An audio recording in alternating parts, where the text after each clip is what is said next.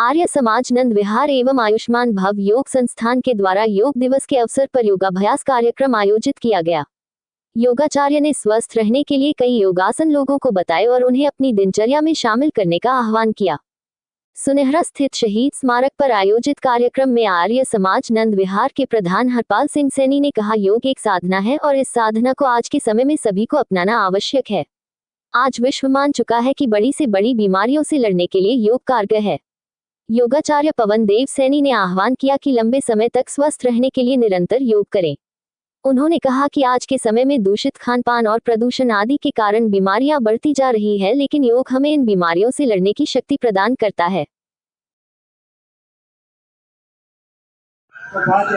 वैसे तो आर्य समाज संस्था और शहीद भगत सिंह आदर्श युवा मंच इस स्थान पर प्राय प्रत्येक माह किसी न किसी महापुरुष की जयंती पर, उसकी पुण्यतिथि पर या अन्य राष्ट्रीय पर्व पर किसी न किसी कार्यक्रम करके शहीदों को नमन करते रहते हैं।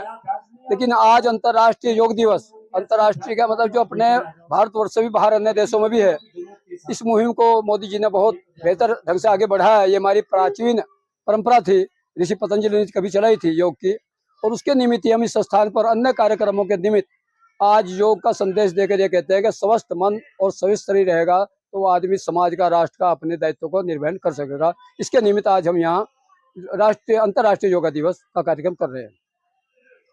आपका जो कल एक कार्यक्रम किया गया था रानी लक्ष्मीबाई के बारे में, उस बारे में आपका क्या कहना है? नहीं, कल जो यहाँ कार्यक्रम हुआ था वो तो ये था कि हम प्रत्येक कार्यक्रम से पहले यज्ञ करते हैं। योग के दिन सुबह का समय रहता है, योग करना संभव था, एक तो हमें यज्ञ करना था।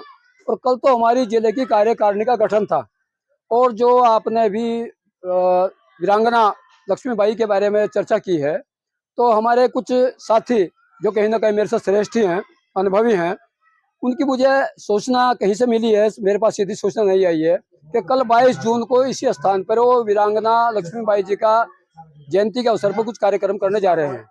मुझे इस विषय में कुछ कहना है कि हमारे यहाँ एक व्यवस्था रहती है, हमारे कोई भी जिले की इकाई 2 वर्ष के लिए रहती है। 2 वर्ष के बाद उसमें किसी परिस्थिति में 3 महीने 6 महीने का टाइम एक्सटेंशन किया जा सकता है, वो नहीं हुआ। एक तो उसमें जो पदाधिकारियों का नाम दे रखे हैं, हमारी व्यवस्था के अनुसार वो ठीक नहीं है, क्योंकि आर्य समाज का तो कार्यकर्ता अपने आप में एक कार्यकर्ता भी है, उधर बिछा रहा, कोई जिम्मेदारी निभा रहा तो पदाधिकारी भी है, और किसी मंच पर बैठा तो विद्वान भी है। उसमें किसी पद की आड़ लेकर अपने को दर्शाना ये कहीं ना कहीं आर्य समाज के नियम के विरुद्ध है। और तीसरी चीज इसमें मुझे आपत्तिजनक ये लगी है, उन्होंने अपनी सूचना में मात्र इसको कुंजा बहादुरपुर के शहीदों का स्थानीय बता रखा है। मैं कुंजा बहादुरपुर के उन शहीदों को भी नमन करता हूँ और अन्य को भी नमन करता हूँ, लेकिन जो मेरे पास सूचना है, मेरे को एक पुस्तक मिली थी या गजट में मैंने देखा, नेट पे भी है, उसमें बहादुरपुर जट, बहादुराबाद, रामपुर, मतलबपुर, गुम्मावाड़ी, माजरी, अन्य बहुत से स्थानों के नागरिकों के यहाँ शहीद हुए हैं। हमें मात्र एक ही गांव के शहीदों को दर्शाकर उनका कद छोटा नहीं करना है, उनकी अवहेलना नहीं करनी है और इस स्थान को भी छोटा नहीं बनाना है। मुझे इस चीज में आपत्ति है कि यह स्थान सभी का है, उनके ही नाम सबका आना चाहिए, मात्र एक जगह नहीं आना चाहिए। तीसरी चीज ये है कि जो कुंजापुर बहादुरपुर के कुछ व्यक्ति हैं, तो कुछ दिन पूर्व हमारे दूसरे जो हमारे भाई दूसरी विचारधारा के जो है महाड़ी का स्थान कहते हैं, उनसे हमारी कुछ विचार भिन्नता होकर विवाद हो गया था। हम कुछ जिम्मेदार लोग समाज के कुंजा बहादुरपुर गए थे, जो हमारे परिचित थे उनसे मिले, कुछ लोगों का उन्होंने परिचय कराया। हमने उनसे कहा था उस स्थान की गरिमा, सुरक्षा, पहचान बनाने के लिए आप हमें आगे आए। तो साथ जब से लगा गए 2021 की बात, अब तक कोई नहीं आया। अच्छी बात है, स्थान सबका है, आर्य समाज का अकेला नहीं है, लेकिन किसी भी परिवार में जो संकट में रहता है, जो उसमें साथ रहता है, वो इस परिवार का सदस्य कहलाता है। तीसरा बिंदु मेरा ये है कि वीरांगना लक्ष्मीबाई जी का 18 तारीख का जयंती है, अब वो 22 मना रहे हैं। किसी महापुरुष या महावीरांगना की आड़ में अपने को किसी तरह से प्रदर्शित करना ये वैदिक संस्कृति के विरुद्ध है। वो आए, यहाँ कार्यक्रम करें, सब कुछ करें, हमें कोई आपत्ति नहीं है, लेकिन उस संकट में भी खड़े होंगे। यहाँ चिन्ह किस तरह बनाए हैं, हमने मुकदमे भी फेस किए हैं, SC एक्ट भी लगा है।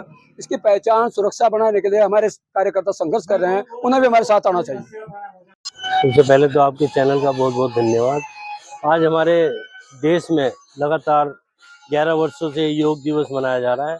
इसमें हमारे देश के प्रधानमंत्री श्री नरेंद्र मोदी जी का बहुत बड़ा एक योगदान है, उनकी सोच है।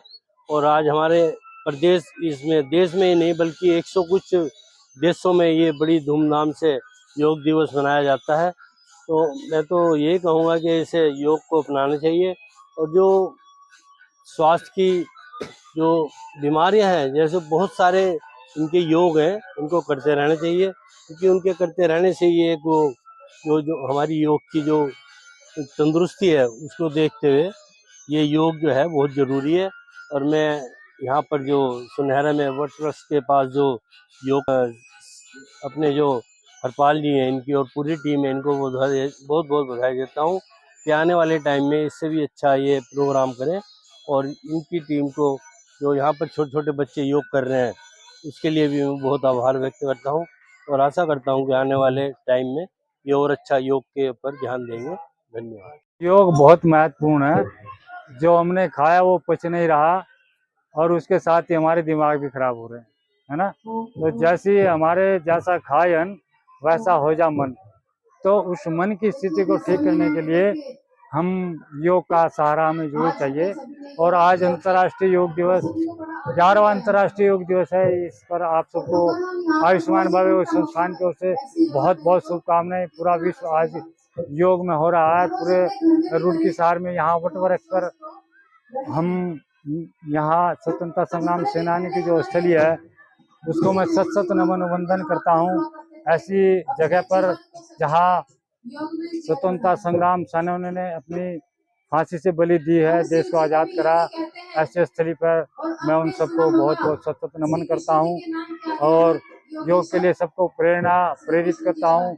सब योग सीख करके निरोग रहें, और अपने साथ साथ अपने परिवार रिश्तेदारों को योग की प्रेरणा दें, और योग से अपने दवाइयों का खर्च बचाएं। दवाइयों के खर्च इतना है कि सरकार ने 5-5 लाख रुपए के आयुष्मान कार्ड बनाए, और वो योग को यदि शिक्षा में ले आए और एक योगी को 5-5 लाख रुपए दे दें, जो जिन्होंने योग से एमए किया, जिन्होंने योग से बहुत सारी डिग्रियां की हैं, यदि उनको सरकार ला करके उन्हें स्कूल में या कहीं कोई एक फॉर्मेट तैयार करे, तो वे 5-5 लाख रुपए की जगह कई करोड़ रुपए सरकार के बचाएंगे, और उनको भी लाभ होगा। साथ ही वे पूरे अपने आसपास जहाँ वो केंद्र होगा सबको निरोग रखेंगे, और उनको भी लाभ होगा। इसके साथ सारे समाज को लाभ होगा, सरकार को, देश को लाभ होगा।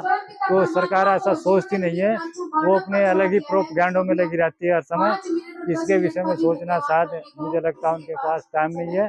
तो मैं सरकार से ये कहना चाहता हूँ कि इस विश्व योग दिवस के अवसर पर वो ऐसा सोचे, सकारात्मक सोच की ओर योग शिक्षकों को प्रमोट करे स्कूल कॉलेजों में, और साथ ही उनके केंद्र बनाए शहर में 2-4, जहां लोग बाग आकर के योग सीखें और वो स्वस्थ रहें। इसके साथ ही आयुष्मान भव योग संस्थान की ओर से आप सभी सदैव स्वस्थ सुखी समृद्ध प्रसन्न हैं। ओम।